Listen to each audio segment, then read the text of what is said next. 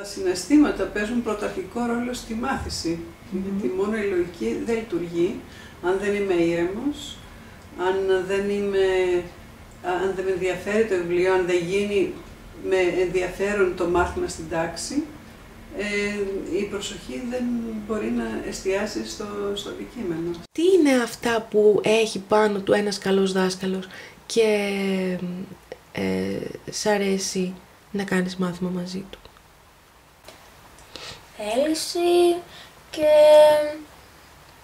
χαρά που σου μεταδίδει αυτό που ξέρει εκείνος. Ο κάθε άνθρωπος είναι διαφορετικός. Ο κάθε μαθητής είναι διαφορετικός. Και έτσι θα πρέπει να τον αντιμετωπίζουμε σαν μια διαφορετική οντότητα. Είμαι η Νέλα. Ναι. Και είμαι 14 χρονών και πηγαίνω στη Δευτέρα Γυμνασίου.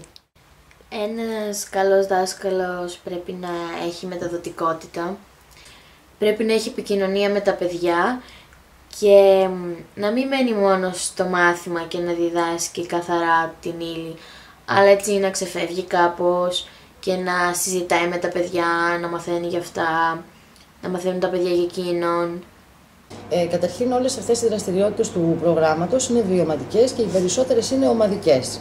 Ξεκινάνε και δουλεύουν τα παιδιά εταιρικά συνήθως όταν είναι σε μικρές ηλικίες αναδιάδες και μετά υπάρχουν δραστηριότητες που περιλαμβάνουν όλα τα παιδιά της τάξης.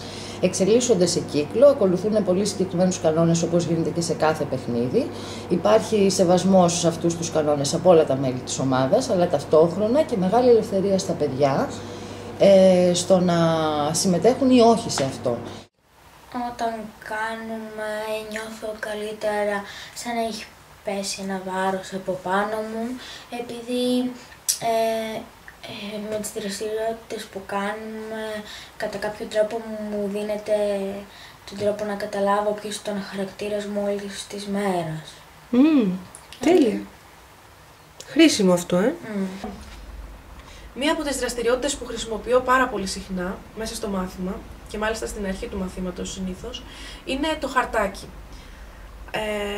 Το έχουμε ονομάσει χαρτάκι γιατί πριν ξεκινήσει το μάθημα παίρνουμε ένα μικρό χαρτάκι και γράφουμε όλοι μέσα στην τάξη, ή αν πρόκειται για ιδιωτικό μάθημα και ο καθηγητής και ο μαθητής ή η μαθήτρια, γράφουμε με τι διάθεση ερχόμαστε στο μάθημα, παραδείγματος χάρη. Αυτή είναι μια κλασική ερώτηση. Ή τι σου δίνει χαρά, μια άλλη ερώτηση. Έτσι, πληροφορούμε ο ένας τον άλλον μέσα σε περίπου 5 λεπτά για την διάθεσή μας εκείνη τη στιγμή. Και τι πετυχαίνουμε με αυτό? Πετυχαίνουμε να αποφορτιστεί εάν υπάρχει κάποια ένταση ή να ανοίξουμε έναν διάβλο επικοινωνίας μεταξύ των δύο πλευρών.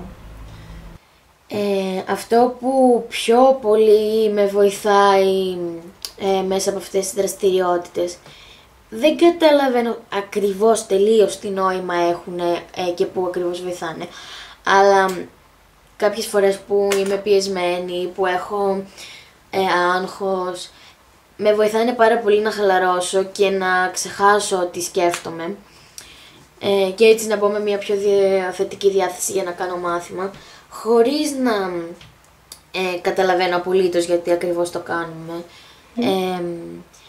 Μου αρέσει πολύ αυτή η διαδικασία και με χαλαρώνει γενικά. Γιατί μπορεί να κάνει ο εκπαιδευτικός τη Χ ή τη Β δραστηριότητα, γιατί λειτουργεί, γιατί μπορεί να είναι αποτελεσματικός, και γνωρίζοντας κάποια απλά βασικά πράγματα για τις ανθρώπινες σχέσεις και για τον εγκέφαλο, μπορεί να είναι ακόμη πιο αποτελεσματικός, γιατί όπως ξέρουμε περνάνε οι εκπαιδευτικοί πάρα πολύ δύσκολοι. Ένα ακόμα σημαντικό κομμάτι είναι ότι λόγω του εμείς αλλάξαμε σκέψη και στάση, αυτή η στάση επηρέασε και τους συναδέλφους στον χώρο που εργαζόμαστε και αρχίζοντας και αυτοί να αλλάζουν σκεπτικό, χωρίς να έχουν εφαρμόσει το πρόγραμμα,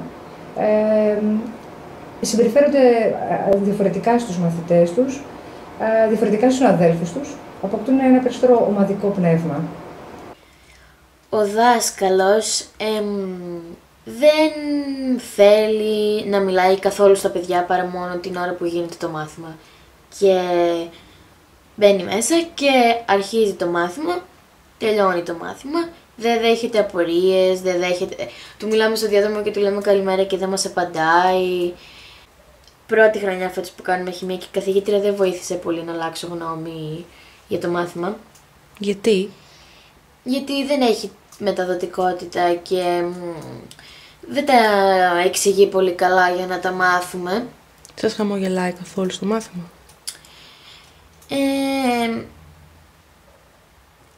Ή είναι απρόσιτη? Η κυρία της χημείας μας χαμογελάει κάποιες φορές. Αλλά ο κύριος της ιστορίας δεν μας έχει χαμογελάσει ποτέ. Δεν τον έχουμε δει ποτέ να χαμογελάει. Ποτέ μα ποτέ. Και μας έχουν πει ένα άλλο τμήμα το οποίο τον έχει και αυτόν καθηγητή. Χαμογέλασε πρώτη φορά μετά από 6 μήνες που πήγανε μια εκδρομή. Ναι. Δεν μιλάει ποτέ. Αν έχουμε μία δυνατότητα, μία ευκαιρία να προσεγγίσουμε έναν μαθητή και να τον πείσουμε τελικά, να τον κινητοποιήσουμε καλύτερα να μελετήσει, αυτό μπορεί να γίνει μόνο μέσα από τα συναισθήματα, μέσα από την καρδιά λοιπόν. Άλλωστε ό,τι μαθαίνουμε με την καρδιά μας δεν το ξεχνάμε ποτέ. Ενώ ό,τι μαθαίνουμε απλά με το νου μας είναι μια πληροφορία η οποία μπορεί να φύγει κάποτε, να ξεχαστεί.